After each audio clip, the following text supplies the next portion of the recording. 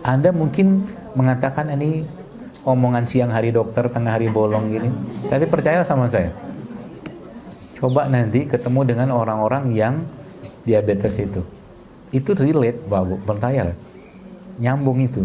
Kemungkinan mereka itu bisa jadi kurang cinta, kurang kasih sayang, kurang apresiasi, kurang penghargaan, kurang dihargai, bahkan kurang dihormati. Bener loh. Kita tuh, nah ini saya pesan kepada Anda, ini satu pesan pertama. Manusia tidak didesain Allah untuk sering-sering sakit. Jadi kalau Anda sering-sering sakit, atau kita sering-sering sakit, itu teguran dan kesalahan kita. Karena untuk menjalankan peran Abdullah atau hambanya Allah dan khalifah fil ard, mustahil itu bisa dilakukan dalam kondisi yang sakit-sakitan. Makanya Allah ciptakan ini semua buat kita. Lalu apa tujuan kita hidup sehat? Gampang. Tujuan kita hidup sehat bukan untuk gagah-gagahan, bukan untuk healthy lifestyle, kemudian kita jogging kemana-mana. Bukan. Kita mau kembalikan jasad ini kepada Allah dalam keadaan baik, sebagaimana Allah menciptakan dalam keadaan baik. Itu aja. Selesai. Saya kasih tahu resepnya. Sebenarnya hidup sehat atau mungkin cara kita mengembalikan kesehatan tubuh kita itu gampang, mudah banget, asal kita mau. Dan ini memang butuh effort sedikit di awal. Ya, butuh effort sedikit, butuh usaha sedikit di awal. Sebagaimana orang yang sudah, mohon maaf, biasanya malas banget sholat malam atau tahajud, sekali dia nggak tahajud, nggak enak tubuhnya, betul nggak? Orang yang tiap hari biasanya sedekah, misalkan sehari nggak sedekah, ada sesuatu yang kurang dalam hidupnya. Sama juga dengan hidup sehat kayak begini. Kenapa? Karena dikawal oleh siapa? Syaitan. Apa maksudnya? Kalimat terakhir, wala tattabi'u khutuwatis syaitan. Jangan ikuti. Ada hubungan apa? Jangan ikuti langkah syaitan kan? Halal, thayyib. Kemudian Allah ngasih kalimat berikutnya, jangan ikuti langkah syaitan. Urusan makanan kenapa ada setan? Gitu loh. Paham ya? Jadi sebenarnya dalam Islam itu, Bapak Ibu sekalian, urusan makanan itu menjadi hal yang sangat luar biasa diperhatikan. Bahkan nenek moyang kita, Nabi Adam alaihissalam, diturunkan dari surga gara-gara urusan apa? Makanan loh. Itu kita nggak sadar. Tapi menariknya apa? Sebelum Nabi Adam melakukan, jadi gini, saya kadang-kadang mikir, surga itu kan jannatun tajri min tahtihal anhar, mengalir sungai seluas langit dan bumi. Allah bilang begitu kan? Anda bayangkan suasana Nabi Adam, coba lihat. Nabi Adam di surga. Surga tuh pohonnya banyak nggak? Banyak. Sepanjang mata memandang pohon. Baca gitu lah. Yang jarak itu ratusan tahun, beberapa ribuan gitu kan.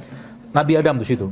Kemudian situ Allah cuma bilang, jangan kau dekati pohon itu. Padahal pohon segitu banyak, jangan dekati pohon itu, kata Allah. Kan begitu kata Allah dalam surat Toha itu. Dan jangan kau makan buah dari pohon itu. Dekatinnya nggak boleh, apalagi makan. Pertanyaannya, kok bisa Nabi Adam akhirnya memilih pohon satu itu, Syajaratul Khuld itu, di tengah pohonnya begitu banyak, kok bisa? Kan gitu kan? Jadi sebenarnya, nah itu ceritanya lain lagi babnya cinta nanti itu. Karena beberapa menyebutkan, ulama menyebutkan Nabi Adam akhirnya memutuskan untuk makan itu karena memang kerjaannya iblis. Ini iblis nih bapak marketing internasional terbaik. Benar Pak Bu? Kenapa saya katakan begitu? Karena begini. Kalau saya bilang begini ke Pak Andi, Ustaz Andi, antum minum air kelapa. Air kelapa ini membersihkan racun segala macam, kan benar kan? Dia minum, ya biasalah. Tapi saya bilang sesuatu sama beliau, sesuatu yang bohong, tidak benar, tapi dia kerjakan. Itu marketing yang luar biasa. Nah, suasananya lihat. Apa yang ngomongin iblis sama Nabi Adam? Kalau kau tak makan buah ini, kata iblis, apa-apa dia punya janji. Kau tak akan kekal di surga kan? Kau akan dikeluarkan di surga kan? Bohong nggak janji ya? Bohong. Tapi Nabi Adam tertarik dengan janji. Itu kan marketing tertinggi tuh. Udah yang dijelaskannya bohong, orang tertarik membelinya. Itu canggihnya iblis. Ya. Akhirnya Nabi Adam memakan itu, buah itu. Dan terbuka loh. Nah saya penasaran, apa yang dimakan oleh Nabi Adam sehingga satu makanan, satu dari pohon itu membuat auratnya terbuka. Itu pelajaran lagi tuh. Kok bisa? Kan terbuka auratnya kan? Kata Allah di situ kan? Ada makanan yang bisa membuka aurat. Gitu. Lain lagi cerita itu. Ya. Nah, kita nggak bahas itu. Tapi saya mau cerita lagi sebelum itu. Sebelum Nabi Adam diciptakan. Sebelum Nabi Adam diciptakan, Bapak Ibu sekalian, sebenarnya iblis itu sudah melakukan penelitian. Ada hadisnya. Jadi waktu Nabi Adam itu diciptakan dan masih dalam bentuk jasad tanpa ruh ya. itu dalam ibarat kata tergeletak begitu jasadnya Nabi Adam itu, iblis masuk ke tubuhnya Nabi Adam. Dia cek di sana, diketok-ketok, pak, pak, pak, pak. Ini manusia ringkih banget, dia bilang, rapuh, fragile. Kemudian dia bilang, ini manusia, risetnya. Jadi tadi kan sudah satu tuh, bapak marketing kan, sekarang ini bapak riset. Jadi dia neliti dulu, ya, diteliti lagi. Ini yang kedua, ini dibilang ini manusia, ini makhluk, dibilang spesial banget kan. Allah menciptakan dengan tangan Allah sendiri loh. Betul kan? Hadisnya begitu. Lalu disebutkan lagi dia ada 7 kesimpulan iblis. Beberapa kesimpulan itu yang pertama tadi ini manusia ringkih, ini makhluk ringkih banget dibilang. Yang pertama tadi ini makhluk akan banyak berurusan dengan perutnya dia. Kedua, ini makhluk akan banyak berurusan dengan syahwatnya dia. Marah, emosi segala macam. Ya, kata iblis begitu. Jadi kalau relate dengan kenapa Nabi Adam memakan buah itu, menurut yang saya pelajari, itu karena Nabi Adam memang lama sendirian kan. Sebelum Hawa alaihissalam itu diciptakan Allah, jadi takut dia berpisah sama Hawa. Ada cinta di situ kan? Ada cinta. Kenapa sekarang banyak orang diabetes tahu? Kekurangan cinta.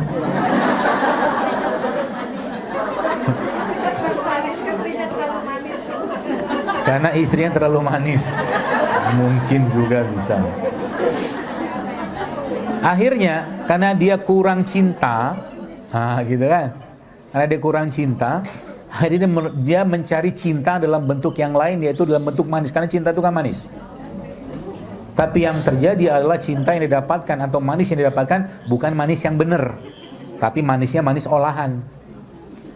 Ya, manis olahan. Jadi menjamurnya sekarang produk-produk makanan tinggi gula pasir itu sebenarnya ada kaitan dengan mungkin di dalam pandangan saya gitu kan, defisitnya cinta orang-orang zaman sekarang di rumahnya. Karena cinta itu manis. Anda mungkin mengatakan ini omongan siang hari dokter, tengah hari bolong gini, tapi percayalah sama saya. Coba nanti ketemu dengan orang-orang yang diabetes itu relate, Bapak, percaya, nyambung itu. Kemungkinan mereka itu bisa jadi kurang cinta, kurang kasih sayang, kurang apresiasi, kurang penghargaan, kurang dihargai, bahkan kurang dihormati. Bener loh. Kurang duit sebentar aja, gak lama itu. Ya, jadi bisa jadi obatnya, bisa jadi cuma pelukan. Dan bilang sama dia, terima kasih sudah membersamai saya selama ini. Oh benar, karena kulit kita ini bagian tubuh kita yang paling banyak reseptornya. Benar. Nanti kapan-kapan tuh coba, ini saya cerita sedikit. Cerita apa ibu-ibu ya? Sudah sering saya cerita, coba ceritain lagi nih. Jadi seorang ibu-ibu pernah datang ke saya, bawa anaknya umur mungkin 7 bulan, 8 bulan, seingat saya. Subhanallah, anak itu kenapa coba? Leukemia. Leukemia. Sudah kemo 2 kali. Saya bilang, wih, canggih nih anak masih bertahan dalam hati gue. Cuman saya ngelihat begini itu langsung mikir, kita tuh, nah ini saya pesan kepada Anda, ini satu pesan pertama, manusia tidak didesain Allah untuk sering-sering sakit. Jadi kalau Anda sering-sering sakit atau kita sering-sering sakit, itu teguran dan kesalahan kita. Karena untuk menjalankan peran Abdullah atau hambanya Allah dan khalifah fil ard, mustahil itu bisa dilakukan dalam kondisi yang sakit-sakitan. Makanya Allah ciptakan ini semua buat kita. Paham ya? Jadi kalau ada orang sering sakit-sakitan itu nggak benar. Gaya hidup itu nggak benar, pola pikirnya nggak benar, bahkan teman gaulnya nggak benar. Ya gitu loh. Jadi kalau saya sekarang dekat sama atau kasih kajian segala macam, itu yang ngisi kajian gitu kan, biasanya tuh yang ngisi atau panitia itu sudah tahu tuh kalau ngasih makan ke Zul Akbar jangan yang itu, nggak dimakan sama dia. Identitas sudah kebentuk. Jadi kalau Anda masih diajak teman Anda makan yang ngawur-ngawuran, berarti Anda nggak punya identitas hidup sehat. Paham? Itu maksudnya. Ya, nggak punya identitas hidup sehat. Jangan kasih dia, nggak bakal mau dia tuh. Ya, termasuk kadang-kadang saya disangguin dengan bolu-bolu apa-apa gitu tuh. Kadang saya makan, tapi nggak banyak lah untuk menghargai saja. Tapi ada yang masih suka, silakan aja. Makanya saya bikin bolu sendiri di Jakarta. Di kafe juga ada, saya bikin bolu sendiri. Itu namanya Roska, roti sehat keluarga. Ya, isinya apa? Nah, kalau Anda isinya cuman gampang. Jadi bakterinya kalau kita kan pakai tuh ragi instan. kita punya bakteri sendiri yang kita ajak komunikasi tiap hari, ngobrol sama bakterinya itu kan. Ragi itu kan bakteri kan, ngomong sama dia gitu kan. Tepungnya kita nggak pakai terigu, pakainya mokaf, sorghum, tepung sagu aren, sama tepung beras. Ternyata dibikin, enak minta ampun, masya Allah, beneran. Ya, nggak ada, mohon maaf. Ini sengaja, siapa tahu nanti ada kunjungan ke sana. Ya, nggak bawa. Kenapa nggak bawa? Ya berangkat tengah hari, masih gelap tadi. Baik, kembali ke itu tadi. Kembali ke urusan tadi manusia tadi. Jadi sebenarnya iblis itu sudah meriset, sudah meliti kelemahannya kita tuh apa. Dan Allah sudah menjelaskan dalam Al-Quran bahwa memang urusan makanan itu memang relate banget. Kalau bahasa selam pernah saya kajian itu ada iblis di piringmu. Oh, iya. Dia ngintai kita terus tuh. Ya. Jadi itu sebabnya bab tentang makanannya itu disebutkan salah satu penyebab lemahnya iman dari 5 sebab lemahnya iman menurut Ibnu Qayyim Al-Jauziyah rahimahullah adalah terlalu kenyang atau terlalu banyak makan. Kita tidak akan bisa merasakan air mata berlinangan khusyuk kepada Allah kalau kondisinya kekenyangan, gak bakal bisa. Percayalah. Terus ada tanya lagi, lalu ini pembukaan dulu lah ya. Lalu apa tujuan kita hidup sehat? Gampang. Tujuan kita hidup sehat bukan untuk gagah-gagahan, bukan untuk healthy lifestyle, kemudian kita jogging kemana-mana. Bukan. Kita mau kembalikan jasad ini kepada Allah dalam keadaan baik sebagaimana Allah menciptakan dalam keadaan baik, itu aja. Selesai. Jadi bukan untuk heboh-hebohan, enggak. Karena kalau Allah tanya, kenapa kok asam urat? Kenapa kok kolesterol tinggi terus? Kenapa kok sakit jantung? Aku ciptakan penyakit, tapi kau tak boleh sakit terus begini. Kau mau haji harus sehat, gitu kan? Kau mau sholat harus kakinya sehat, gak boleh rematik terus. Berarti ada sesuatu di situ yang kau kerjakan, gitu kan? Allah pasti tanya, gitu loh. Ini kan badan ini casing aja nih, ya Allah tanya. Nah, gitu. Jadi niatnya untuk itu, sehingga nanti apa? Anda minum kunyit, Anda minum jahe, Anda minum air kelapa. Ketika niat di awal sudah, ya Allah izinkan aku untuk mengembalikan jasadku ini kepadamu dalam keadaan yang baik. Yang Anda makan itu bagian dari ibadah atau ketaatan kita pada Allah Subhanahu. Itu yang paling keren. Jadi nanti apa? Maunya meninggal dalam keadaan apa? Dalam keadaan yang baik tentunya. Lagi sholat mati, kan asik. Ya, lagi sujud mati, lagi baca Quran mati, lagi baca sholawatan misalkan mati, atau lagi haji umroh mati. Waduh, indah banget mati kayak begitu. Iya kan? Gitu loh. Sehingga nanti apa? Jangan matinya itu, maksud saya berarti kita nggak boleh mati karena sakit gitu kan? Ya takdir ya, kita nggak tahu ya. Cuma maksud saya sakit itu kan juga karena ulahnya kita. Saya semua orang-orang yang sakit saya tanya, apakah bapak menjaga pola makan, ibu menjaga? Enggak, semua jawabannya begitu. Wajar kena sakit. Jadi akhirnya kita tahu bahwa sakit itu tegurannya Allah untuk apa? Perbaikilah dirimu gitu loh. Tapi yang luar biasanya dengan sakit pun banyak privilege yang diberikan atau keutamaan yang diberikan Allah kepada orang-orang yang sakit. Disuruh makan, disuruh berhenti. Contoh begini, saya sering sampaikan berkali-kali itu. Saya bilang, misalkan ya, siapa di sini suka nasi goreng? Boleh tunjuk tangan. Nasi goreng itu isinya apa? Nasi. Oke, apa lagi? Minyak. Apa lagi? Oke, bakwan. Terus kecap kan? Telur. Udah gitu biasanya kalau makan nasi goreng minumnya apa? Becin. Ada becin. Teh. Manis apa enggak? Manis. Sebagian besar manis. Ini belum kerupuk loh. Anda bayangkan ya, lihat. Nasinya sudah karbohidrat. Bakwan, tepung sudah karbohidrat. Minyaknya minyak nabati, minyak sawit pula. Oke? Pakai kerupuk lagi, pakai bakwan lagi, itu karbo semua loh itu. Oke? Lalu gak cukup itu, karena masih kurang cinta dan manisnya, dia mencari teh manis. Karbo lagi kan? Apa yang terjadi? Minta istirahat badannya, ngantuk kan? Ngantuk, pasti ngantuk. Orang udah kepenuhan, jadi manusia itu tidak didesain Allah sebenarnya gulanya terus tinggi atau naik turun gitu loh. Gak didesain. Kita tuh terbiasa sebenarnya dengan gula yang stabil, ya, atau malah justru gulanya dikurangi dengan puasa misalkan, kayak begitu. Itu contohnya. Sehingga disuruh mikir sama Allah. Kata Allah apa? Falyanzulil insanu ila ta'ami. Kan gitu kan? Kau pikir apa yang kau makan? Kata Allah. Jangan sekedar makan. Dilihatin dulu, ini kira-kira kalau saya makan ini efeknya apa ke badan saya? Mikir dulu. Ya. Saya ngomong begini Bapak Bu sekarang, subhanallah ya. Yahudi itu mempraktekkan begini loh. Orang Yahudi itu. Ya, makanya pinter-pinter. Ya. Nah, itu. Lalu kembali ke cerita Nabi. Jadi masalah sudah tahu nih, masalah perut, masalah syahwat, masalah emosi. Udah itu aja masalah itu, nggak jauh-jauh itu. Ya, dari zaman lalu sampai sekarang.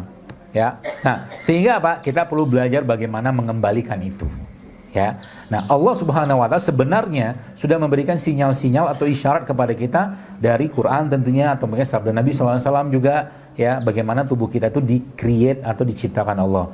Tadi saya jelaskan, ada beberapa hadis atau mungkin ayat-ayat menjelaskan tentang bagaimana atau asal tubuh manusia. Yang pertama itu kan tanah. Walaqad khalaqnal insana min sulalatin min tin. Tin itu kan sebenarnya ya tanah yang dicampur air. Ya, ada lagi solsolin fakhor, ada lagi tuh kayak tembikar dia. Jadi kita tuh memang asalnya kita itu sudah, kalau Anda tahu tembikar itu kan kalau pada fase tertentu dibakar, bau itu kan nggak enak. Fase kita itu udah kayak begitu sebenarnya. Ya, nah tanah ini Bapak sekalian, apa sebenarnya isinya? Nah ini yang sebenarnya poinnya. Kita tahu bahwa tubuh kita nih, ya, kita tahu tubuh kita ini kan sebenarnya kalau dilihat apa bahan baku tubuh kita nih yang sebenarnya, ya. Maka jawaban sederhananya adalah asam amino. Ada 4 asam amino penting dalam alam semesta yang ada pada tubuh kita juga. Ada yang namanya essential, ada yang namanya non-essential. Ya, ada yang kita dapat, bisa kita dapatkan, atau mungkin ada dalam tubuh kita sebagian essential sama non-essential. Nah, yang menariknya, asam amino ini kan ada asam amino itu ada berapa ya? Ada yang kita kenal dulu mas pelajaran SMA itu yang ATGS itu loh. Adenin, timin, guanin, sitosin. Masih ingat kan? Kalau nggak ingat nggak usah diingat juga, nggak apa-apa lah. Nggak penting. Anda lebih perlu mikir nanti malam masakin apa buat suami gitu kan? Itu lebih penting. Ya, adenin, timin, guanin, ya, ATGS. Nah, asam amino itu, ya asam amino itu biasanya Allah Subhanahu wa taala benamkan, letakkan mereka ke produk-produk terbaik. Ini pelajarannya. Kalau dia disebutkan biasanya khusus dalam Al-Quran, atau memang secara sains dia memberikan efek yang luar biasa, dia bisa punya kandungan asam amino yang sangat tinggi. Apa fungsi asam amino? Dia repairing sel, gen. Ya, dia memperbaiki metabolisme, semua diperbaiki sama dia. Nah, contoh mungkin ini, madu. Kan tadi saya bilang bahwa manusia itu diciptakan Allah dari tanah.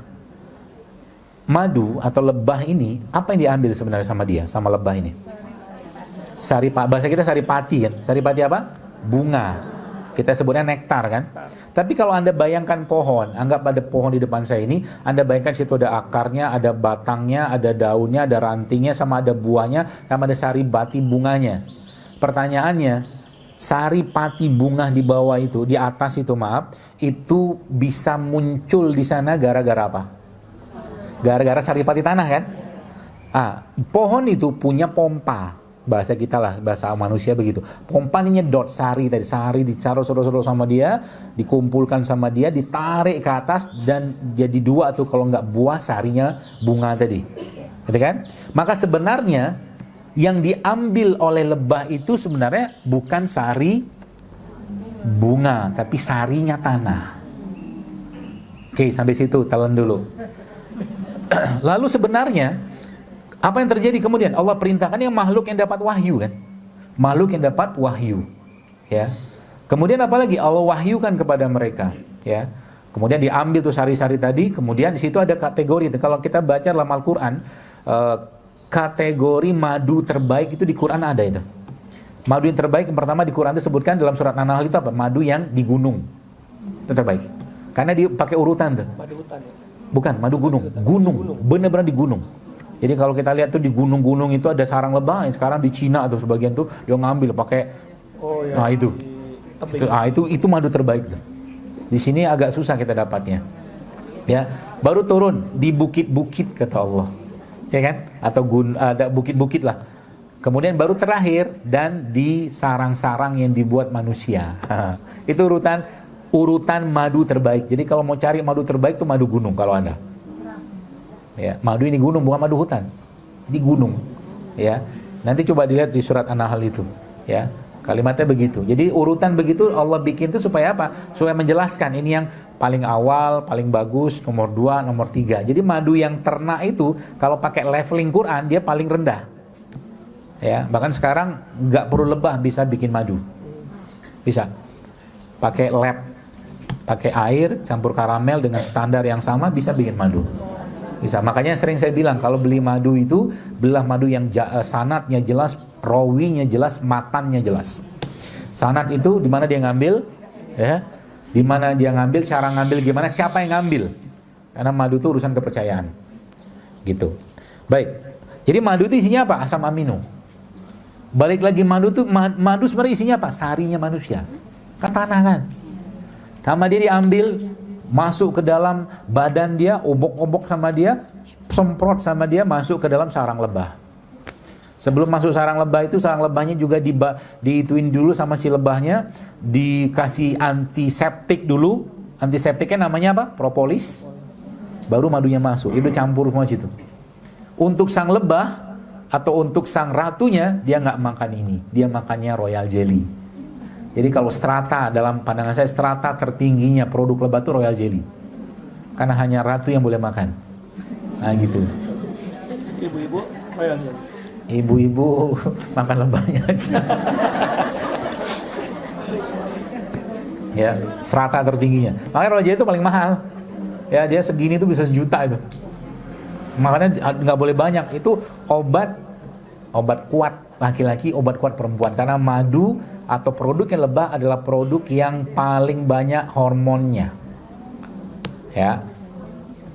Kenapa saya cerita hormon? Karena zaman sekarang banyak orang nggak bener lagi hormonnya. Laki-laki di usia 30 di tahun 2000-an kayak begini nih, kadar hormon laki-lakinya sama dengan laki-laki berumur 60 tahun di tahun 80. Gitu. Cerita hormon. Ya, makanya apa? Makanya yang kasihan ibu-ibunya. Ibu-ibu juga sama. Kemarin ada ibu-ibu konsul ke saya, umur 46 tahun sudah menopause. Indikator nggak sehatnya generasi. Ini saya nggak tahu bagaimana Ibu Wali Kota mencari solusi ini. Indikator nggak sehatnya generasi itu dalam yang saya pahami ya adalah cepatnya anak perempuan zaman sekarang menstruasi. Oh, Cepat kan? Yang malu SMP kelas 2 baru mens. Sekarang SD kelas 3, 4 sudah mens. Semakin cepat dia mens, semakin cepat dia menopause. Semakin cepat menopause, semakin tidak subur.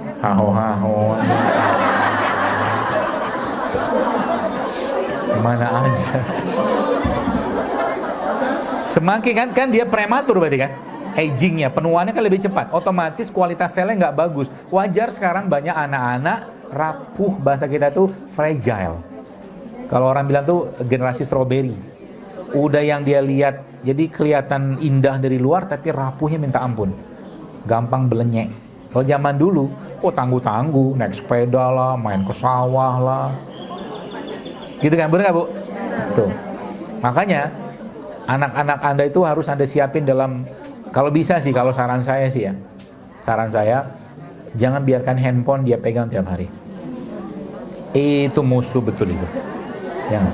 Anda harus kasih jatah sama dia. Anak saya biasanya saya kasih jatah cuma Sabtu Ahad. Boleh pegang handphone. Kalau urusan sekolah segala macam tuh lain cerita. Ya, karena itu biang kerok salah satu penyebab rapuhnya jiwa mereka. Apalagi sampai bisa dia mengguling-guling kalau handphonenya dia ambil. Itu saya senang banget ngerjainnya itu. Ngerjainnya kenapa? Guling lah suka-sukamu. Guling terus. Apalagi kalau ada anak dia minta mainan kemudian dia nangis teriak luar biasa. Itu saya punya solusi gampang. Saya keluarkan dia keluar, selesai nangis nanti kabarin ayah ya. Gak ngepek, karena itu taktiknya dia aja. Gak ngepek buat kita. Baik, jadi asam amino. Jadi semua produk lebah itu baru sekalian ya, semua produk lebah isinya asam amino semua sebagian besar. Ada vitamin, enzim, mineral itu oke lah bagian itu, jadi semua. Dan fungsinya dia paling bagus adalah dia repairing DNA, gen, semua diperbaiki sama dia. Ya, termasuk enzim juga sama. Ya, makanya biasanya kalau apa tuh namanya makanan-makanan atau apapun gitu Anda campurkan dengan madu, itu penyerapannya, kemudian rasanya semua jadi lebih tasty biasanya. Termasuk kayak begini nih. Maaf.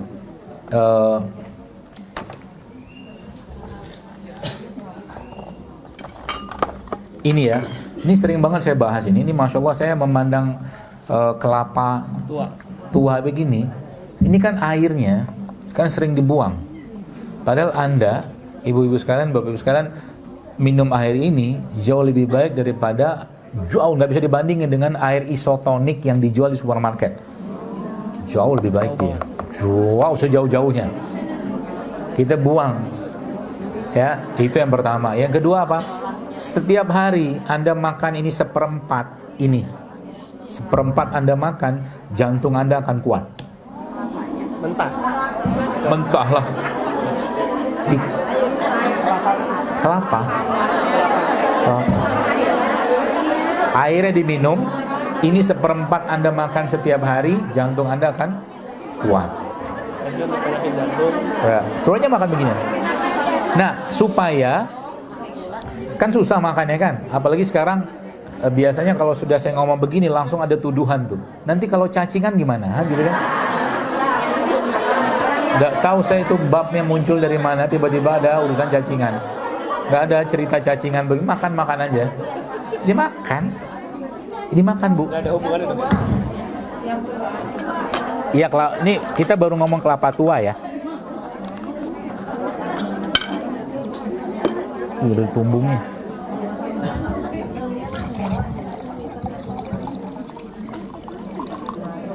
Sini dia. Di belah. Iya. Ini, udah masya Allah ini. Anda bisa seger luar biasa. Jam sendoknya. Anda bisa seger luar biasa minum beginian. Jadi kalau di mana di tukang santan kan dibuang.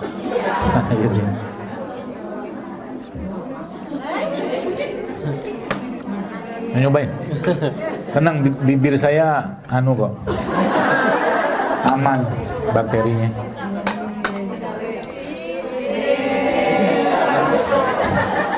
Jadi makan. Ayo Ibu cobain. Dia mau nyobain? No. Pak, coba. Kalau nggak terbiasa, diparut aja. Parut jadi kelapa kan? Ya kelapa parut kan? Anda campurkan ke ubi paling gampang.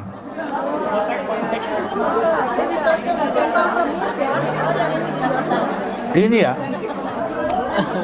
Jam. Ini bikin BAB lancar. Beneran. Yang sembelit pakai ini. Makan aja. Ini kan lemak jenuh dia. Memang tidak sama kayak zaitun, cuma dia termasuk kategori lemak sehat. Makanya kalau kita tahu tentang kelapa ini baru sekalian, itu masya Allah ya, Allah tuh sayang banget sama kita.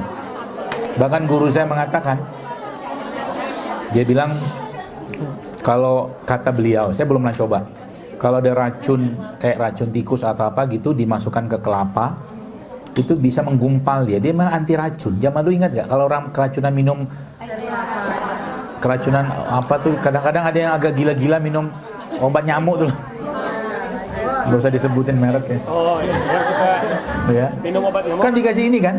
Nah bahkan dulu kakak kelas saya waktu di kedokteran pernah cerita, waktu mereka di kampung-kampung gitu kan nggak ada itu mereka ngimpus pakai air kelapa loh. Bisa buat impus. Ibu gigi Udah gak kuat giginya. Kalau kuat. Hah? kalau di blender gimana dong? Iya. Iya. Nah, lihat. Kita sebentar ya, kita tadabur air kelapa atau kelapa. Karena isinya kelapa ini adalah asam amino, kan isi air kelapa itu asam amino, sama kayak madu. Ya. Jadi dia bagus banget untuk membersihkan badan, racun sampah kita itu dengan berbagai macam efek yang lain, banyak banget, ya. Sama kayak lebah. Lebah itu kan asam amino. Tapi untuk ngambilnya kan diproteksi sama dia, sama lebahnya. Ya kan, dijaga benar-benar sama dia, sama lebahnya kan. Nggak bisa sembarangan, harus pakai inilah alat ini segala macam. Sama kayak gini, karena ini nggak ada yang jagain. Kan nggak ada yang jagain. Bang ada, Allah lindungi dia, coba lihat. Di luarnya dikasih serat yang luar biasa tebal. Dalam dikasih lagi batoknya, baru dalam dikasih lagi dagingnya lagi, baru ada sarinya manusia di situ. Gak dimakan sama manusia, dibikin keras kayak begini sama Allah. Sebagian dari air tadi berubah menjadi ini. Gak dimakan lagi, dibikin begini sama Allah. Ini pun masih ada nutrisi. Bahasa Jawanya kentos, saya nggak tahu di Sunda. Ini masih ada nutrisinya, sangat tinggi loh. Makan. Enak. Bisa jadi nanti tumbuh.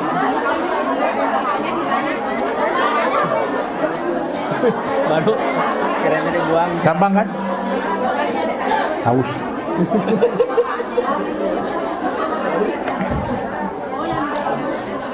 Tuh, air kelapa. Jadi bagusnya saya minum air kelapa tuh air kelapa mana? Tergantung anggaran. Kalau Anda mau yang murah, kalau saya, daripada saya keluar duit, mendingan datang ke abang-abang yang jual santan itu, minta air kelapa yang kan gratis sama dia. Ada beberapa yang kasih doang kan, apalagi Anda parut kelapa sama dia, gitu. Jadi kelapa nih, lemaknya subhanallah, jantung, pembuluh darah, kemudian pencernaan, kelapa doang. Baru kita bahas kelapa ini, gitu kan. Tapi memang karena sifat air secara umum dia bisa menurunkan tekanan darah segala macam. Biasanya saya sarankan jangan terlalu banyak juga, bisa ngedrop. Makanya kalau saya minum beginian, saya biasanya kasih ini kita coba nih. Ini enak banget ini. Apa dok? Jeruk nipis. Oh saya? Langsung aja. Pisaunya pisau.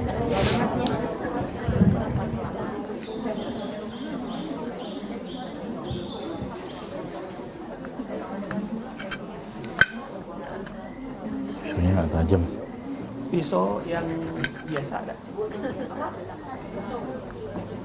Pisau begini. Ya udah. Jadi masuk begini nih.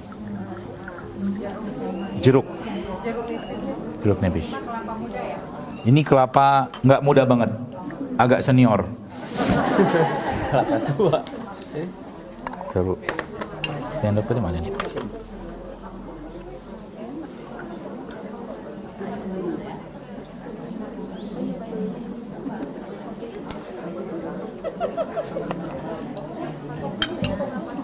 Pak Wali pergi ya? Pak Wali pergi ya? Kayaknya mau di Buat Pak Wali aja. Pak Wali. Pak Wali, Pak Wali. Iya. Ya langsung diminum ya Bu. Diminum Bu, soalnya kalau agak lama itu kurang enak deh. Nah, jadi kita dalam dunia nutrisi itu ada namanya nutrient dance. Nutrient dance itu makanan padat gizi. Nah, ini sebenarnya minuman padat gizi. Jadi ketika kita kasih madu, kasih garam, ya, tapi garam yang apa aja, non refinasi pokoknya, itu menjadi sangat padat nutrisinya, ya. Nah itu. Nah dia nih Bapak sekalian, asam amino ini kan sebenarnya tadi bahan baku atau penyusunnya manusia. Jadi semakin banyak kita mengasup asam amino, semakin banyak itu maksudnya semakin rutin ya, maka sebenarnya gen-gen tubuh kita itu akan diperbaiki dengan sendirinya, yang rusak, yang apa segala macam. Nah, konsep pertama dalam dunia permakanan atau mungkin dalam dunia kesehatan, kalau kita mau mengobati penyakit, saya kadang-kadang nggak usah langsung masuk ke herbalnya dulu, benerin makan dulu aja. Itu boleh dibilang mungkin 50% dapat tuh. Udah mulai terjadi perbaikan yang luar biasa. Asal apa yang diasup benar. Maka ada istilah namanya eating right. Makan yang benar. Gitu. Ya? Mindful eating. Ya, mindful eating. Makan penuh hikmah mungkin kalau bahasa kita. Kan? Seperti itu. Jadi makan tuh akhirnya kita mulai mikir yang dimakan ini kira-kira efeknya ke badan saya apa ya gitu loh. Bukan sekedar makan. Itu sehingga nanti apa? Mulai terbiasa dengan begituan ya yang kita makan itu, dan yang kita asup tuh mungkin nggak jauh-jauh dari asam amino, protein. Ya, protein enggak. Nanti protein kita bahas. Asam amino ini kan protein juga nih. Ini kelapa ini protein sebenarnya. Ya. Asam aminonya, vitaminnya, enzimnya, mineralnya semua ada di situ. Ya. Dan semakin banyak yang kita makan itu Bapak Ibu sekalian, jemaah sekalian, yang sifatnya masih fresh dari alam, ya, maka semakin glowing lah sel tubuh kita. Jadi kulit itu, ya, ini pesan ke ibu-ibu yang biasanya suka ke tempat perawatan. Kulit itu cerminan isi perut. Ya, Anda jangan terkecoh dengan ngebenerin ini, akhirnya nggak dipakai produknya, jelek deh. Padahal kulit itu cuma cerminan perut doang. Kalau perutnya benar, apalagi hatinya benar, bagus, terjaga, kulit itu akan bagus. Itu sebenarnya. Caranya gimana? Semakin banyak fresh food. Contoh fresh food tuh apa? Kayak begini kan fresh food nih. Nih, rujak kayak begini kan fresh. Saya pernah lihat, bahkan luar biasa Bapak sekalian, dalam sebuah kayaknya penelitian kecil-kecilan. Jadi ada orang naruh elektrode di elektrode itu buat nyalain lampu gitu ya. Di jeruk ditaruh begini tuh. Ditaruh elektrode tancap sini, kemudian disambungkan ke lampu, nyala lampunya. Nyala. Ya. Maknanya apa maksudnya sebenarnya? Jadi semakin fresh yang kita makan ini sebenarnya listrik tubuh kita itu akan semakin nyala. Jadi kenapa banyak orang kadang-kadang lihat mukanya apa ya? Nggak glowing ya, maksudnya mukanya tuh Masa depan suram. enggak lah. Mukanya tuh ngeselin gitu loh, Bu. Kusut nah gitu. Nggak cerah gitu ya. Melihat mukanya tuh kok ada senang-senangnya nih orang. Itu kalau dalam urusan permakanan biasanya relate, berhubungan juga dengan apa yang dia makan. Nggak jauh-jauh dari gula yang tinggi, minyak yang tinggi, tepung terigu gitu-gitu lah. Ya, beda sama kalau udah makan kayak beginian. Pasti cerah karena dia ada listrik di sini nih. Bukan hanya listrik, enzimnya, vitamin semua masih komplit.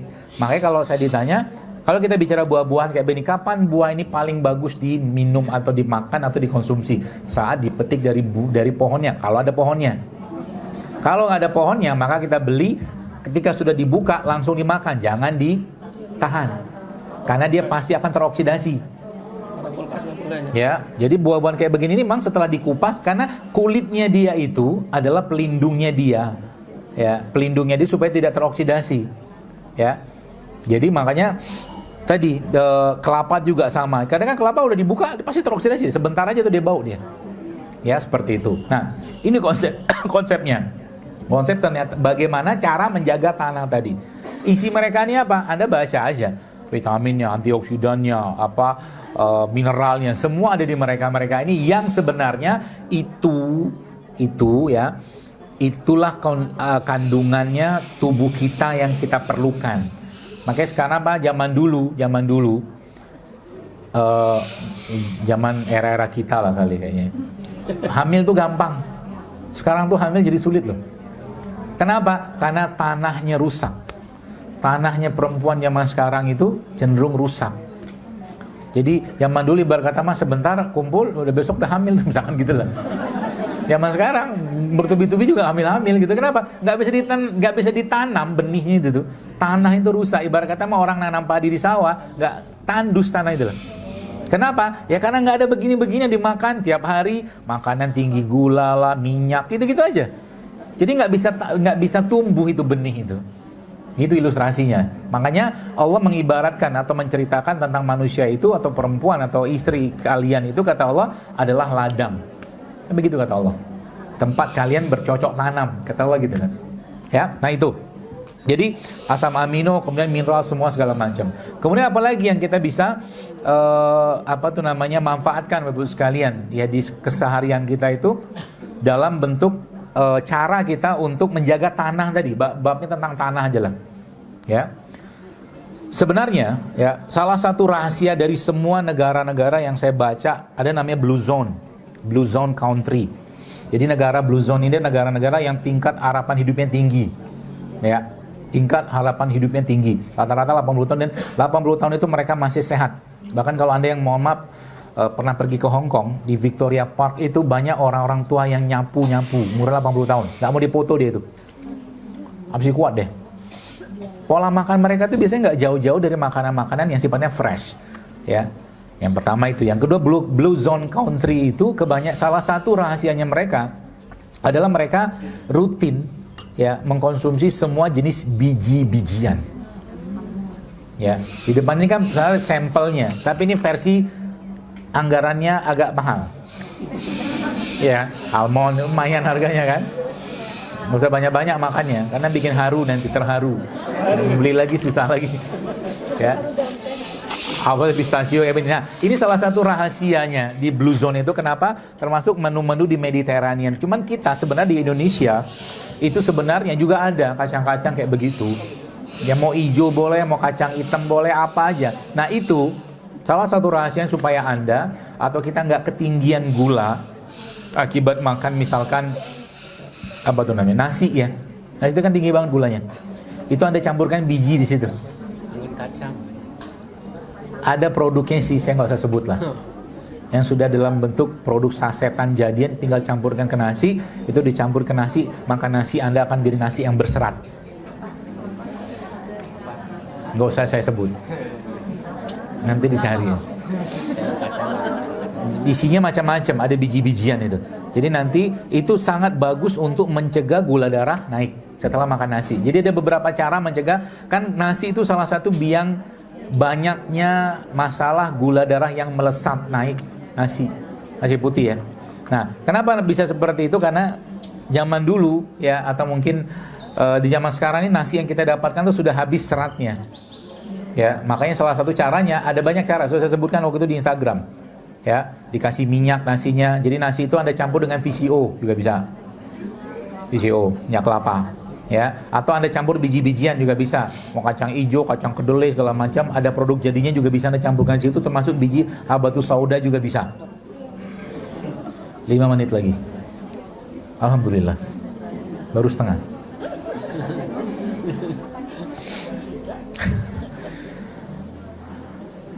Jadi itu saya. Putus yang diomongin. Dari mana tadi? Nasi. Oke? Oke ya. Kemudian apa lagi? Ada biji, ada biji-bijian, ada minyak atau ini penting. Sekarang ya, masalah kesehatan di orang-orang zaman sekarang kita murid tidak lepas dari masalah tingginya gula. Oke? Gula, bukan gula darah ya. Ya, salah satu cara mencegahnya adalah Anda mulai rutin mengkonsumsi produk fermented. Produk fermentasi. Contohnya apa? Nih. Tempe. Tauco. Ini kan di kita jarang. Kimchi ya. Cuman kita mungkin tauco lah mungkin ya. Versinya kita karena kan asam gak enak. Gak semua orang bisa makan. Tapi orang Korea itu semua makanan mereka kalau mereka makan pasti dimulai dari makan ini dulu. Ini salah satu kaidah makan yang benar. Ya, jadi kalau mau makanan itu mudah tercerna dan tidak menyebabkan gula darah kita itu melesat setelah dimakan, maka makanlah produk fermentasi sebelumnya. Paham ya? Contohnya kan kimchi tadi atau ini apa nih? Miso. Ini juga fermentasi nih. Atau kalau enggak ini, Anda minum apa? Minum cuka. Cuka apel, bukan cuka dapur ya. Cuka apel, cuka nanas, cuka madu, ya Anda campur air sedikit, minum, baru habis itu Anda makan nasi. Itu juga mencegah supaya gula darah tidak tinggi naik. Yogurt carilah yang plain. Jadi yogurtnya Anda beli yang tawar, nanti manisnya Anda tambah madu aja. Tuh paling gampang. Ya. Sekarang jam berapa ya? 2.15. Tanya jawab dulu. Ada. Ada yang nanya cukanya campur air atau langsung Cukanya campur air aja karena asam. Asam. campur air? Oke, lalu dikit lagi. Terakhir, yang terakhir kan. Karena habisnya tanya jawab. Kita tanya jawab aja. Karena habis ini kita ngomong lagi di Masjid Agung. Nanti pindah ya, Bim. Nanti pindah aja sono. Ya. Kalau masih kurang juga, besok di Masjid Darul Matin habis subuh. Habis itu saya balik. Oke ya, itu. Jadi beberapa caranya tadi. Jadi makan kayak begini, ini salah satu rahasianya blue zone itu. Ya, makanan-makanan fermentasi ya. Itu. Jadi mulai masukkan dalam daftar menu Anda tiap hari. Diapain? Ya gaya Sunda mah dipepes. Goreng itu sebenarnya saya tidak melarang, yang nggak bisa juga saya melarang. Cuma masalahnya kan kadang-kadang goreng kita udah pakai terigu, pakai minyak goreng lagi. Coba mulai membiasakan. Nih saya kasih, ini udah lama saya praktekin ini. Oh, pakai ini. Oh ya. Oke, maaf. Sini.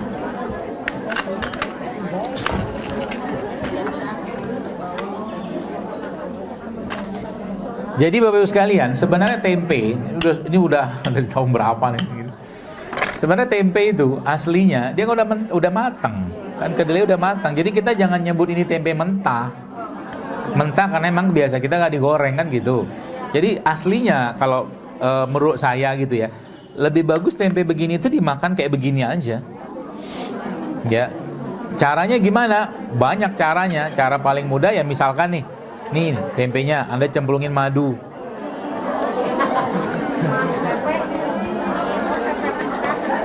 Enak. Madunya yang enak. Kenapa wajah ibu yang berubah, saya yang makan? Yang makan saya, yang berubah ibu. Terkoneksi kayaknya. Anak saya umur 5 tahun makan gini aja, makan mentah dia. Makan begini, bahasa mental, bahasa kita. Enak aja. Cobian. Antum belum pernah nyoba kan?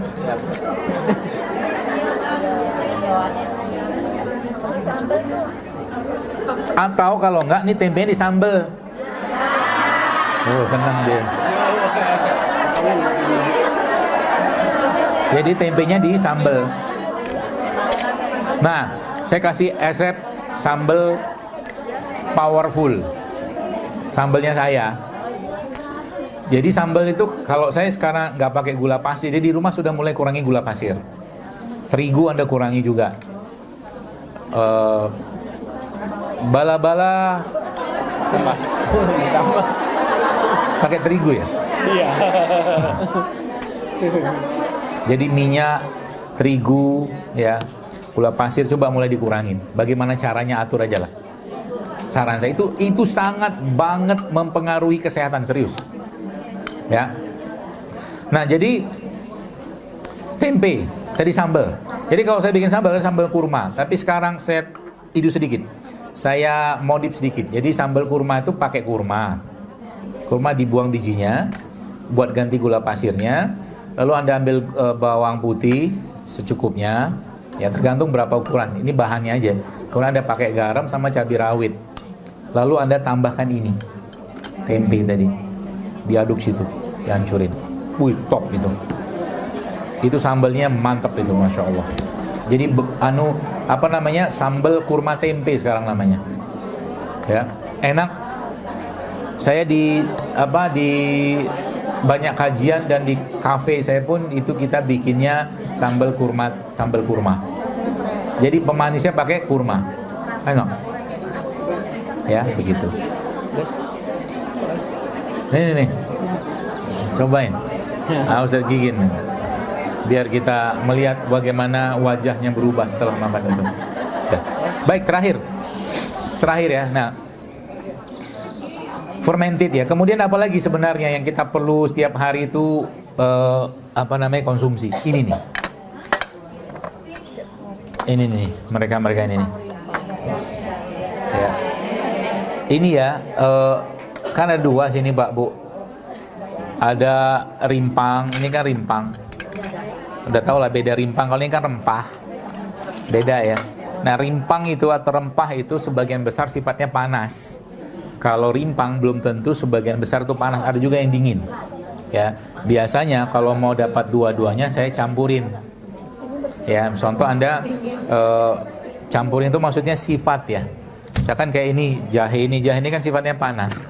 Jadi ini ilmunya sebenarnya paling mudah Anda terapkan pada kondisi-kondisi yang katakanlah kita menggunakan kondisi yang panas atau dingin. Misalkan batuknya berlendir atau batuknya berdahak, maka Anda pakai rimpang-rimpang yang hangat.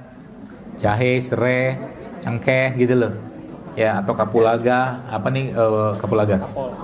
Kapulaga, ya atau kencur itu kan panas tuh. Ya. Nah, itu kalau batuk kering, Anda pakai rimpang yang dingin. Kunyit jangan. Dingin. Kunyit itu dingin sebenarnya. Karena beberapa orang yang ada gangguan pencernaan atau mah biasanya minum kunyit kelenger dia. Betul kan? Nah, makanya biasanya kalau saya kombinasikan dia. Jadi nggak sendirian. Ya, nggak sendirian. Jadi lebih dominan nanti rasa panasnya atau sifat panasnya. Contoh, Anda mau pakai kunyit, oke kunyitnya sedikit, jahenya lebih banyak, ini lebih banyak. Tambah dengan misalkan cengkeh lagi. Jadi dia sifatnya panas. Nah, paling aman itu sebenarnya yang sifatnya panas.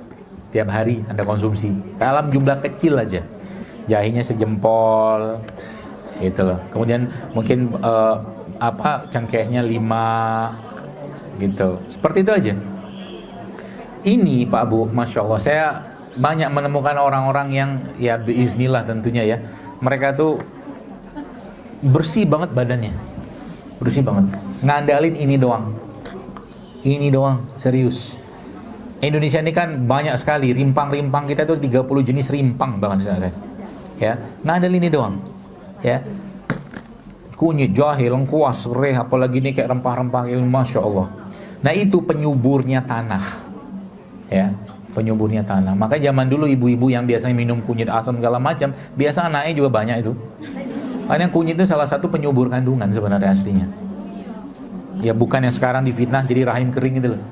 Karena orang minum kunyit sebentar rahim kering apa-apaan saya bilang. Ya kan? Enggak gitu. Ya, dan kalau dari minum dalam jumlah yang tidak banyak, insya Allah ada masalah. Tidak berlebihan, ya.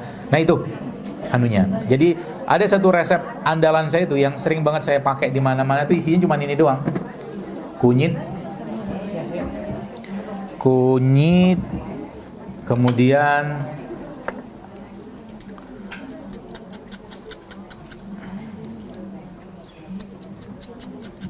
kunyitnya pedes ini.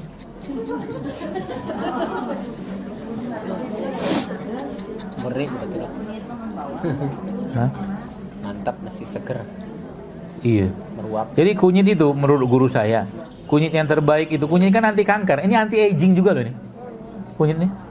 Sekarang bahkan di Amerika, karena dulunya susah dapat susah dapat kunyit batang kayak begini. Jadi di sana tuh kebanyakan Ini tenang, tidak saya sajikan buat Anda, buat saya aja. Karena tadi udah dicuci sih. Jadi di sana tuh mereka sudah tahu manfaatnya. Jadi mereka itu bawa sekalian sudah mulai kenal dengan kurkumin ini. Ini jahe, serai ya. Serai. Maksudnya. Pisaunya nggak tajam.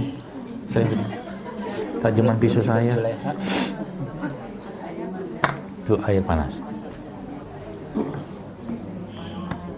Kunyit, serai, jeruk nipis selalu hadir dok ya. Iya. Jeruk nipis. Ini resep Masya Allah nih, powerfulnya luar biasa. Kunyit, serai, terus di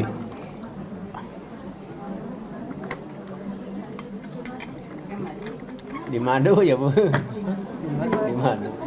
Dikasih madu. kalau nggak dicampur jeruk nipis gimana? Nggak apa-apa.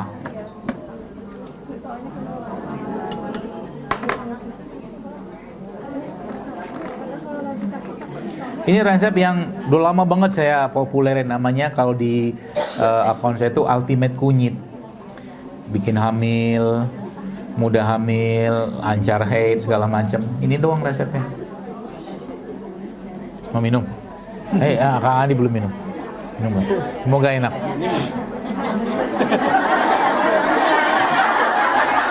Saya sudah pernah makan.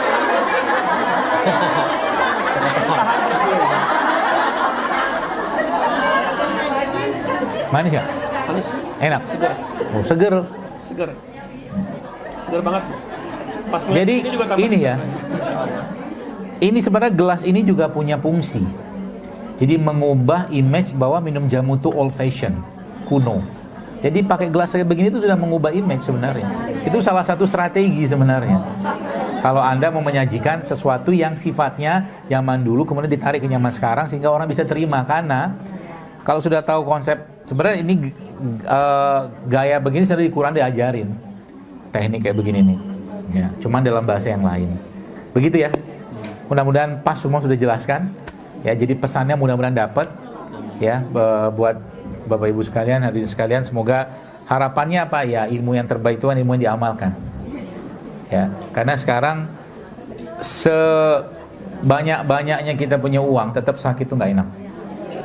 Kita pengen masa tua kita itu masa tua yang kita bisa tetap gampang beribadah, mudah beribadah kan gitu kan. Ya, bukan masa yang kita hanya menuai penyakit saja. Ya. Wallahul bisawab, saya kembalikan pada Ustaz Andi Asbi. Terima kasih. Assalamualaikum warahmatullahi wabarakatuh. Waalaikumsalam warahmatullahi wabarakatuh. Masya Allah, ini luar biasa ilmu yang dibagikan sama Dr. Tidul Akbar dalam waktu 1 jam ya. 1 jam nggak kerasa ya? Emang nggak berasa Bu? Saya yang berasa. Ibu mah cuma duduk doang ya. Nanti kalau ibu-ibu mungkin